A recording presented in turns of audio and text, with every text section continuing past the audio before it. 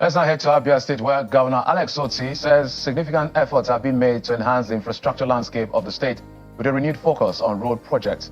Governor Otti discloses that his administration will build more strategic road networks in order to improve transportation system and also stimulate economic growth. On a parallel front, the issue of hospitality security in Abia State has gained prominence, as well as authorities in the state are addressing the safety of the people and healthcare facilities. That's according to the government. As this road projects, hospitality and security initiative unfold, the state government says there's a deliberate effort to comprehensively develop Abia State. And joining us to explore what's going on in Abia State is a special advisor to the governor on media and publicity, Mr. Ferdinand Ekeoma, joins us from Umuahia, the state capital. Mr. Ferdinand, thank you so much for joining us on the program. Thank you for having me. Now, for those who are very familiar with Abia State, there's this intuitive feeling that there's a lot of potential that has to be unlocked and harnessed as far as the industry and how industrious the people are in Abia State. And the governor, before coming into office during his campaign, has made a couple of promises about development of the state. And we're talking about road projects, for instance. Now, it is the project that he's doing now. Can you give us some specific project in terms of road project that the governor is carrying out that is aimed at unlocking the potential of the state as everyone would expect it to be? Thank you.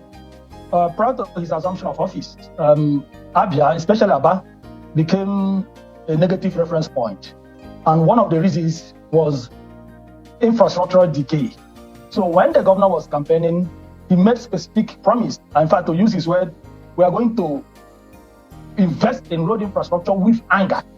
And that is exactly what the governor is manifesting. And that is why, as I speak to you at this moment, the governor has already commissioned 6 strategic routes. 6 strategic routes. And that says a lot about his determination and desire to write our very sad history as far as infrastructure is concerned. And in fact, the most prominent that the government has just started at the moment is the Port Harcourt route. This Port Harcourt route is a very strategic route because of its economic importance. And over the years, specifically in 2017, the past government awarded the road, assessed the funds, demolished people's houses. Unfortunately, the road in question was never built. Now, governor has brought Julius Beja, of course, a reputable construction company, to commence work on the road.